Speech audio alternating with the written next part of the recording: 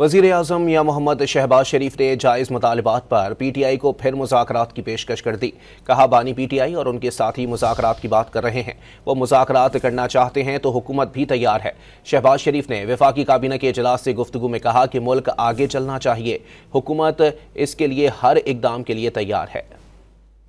PTI और उनके जो साथी हैं जो बात कर रहे हैं, मैंने आज अखबार में पढ़ा है डायलॉग की, तो मैंने तो असम्बली में डायलॉग की उनको दावत दी, उससे पहले भी दावत दी, उसके बाद भी दावत दी। अगर वो उसके ऊपर तैयार है तो गवर्नमेंट ऑफ पाकिस्तान बिल्कुल तैयार है, क्योंकि पाकिस्तान में तरक्की और खुशहाली के लिए तमाम पॉलिटिकल पार्टीज़ में हामनी होनी चाहिए, लेकिन इसकी आड़ में गैर कानूनी और ब्लैक मेलिंग वो नहीं हो सकती।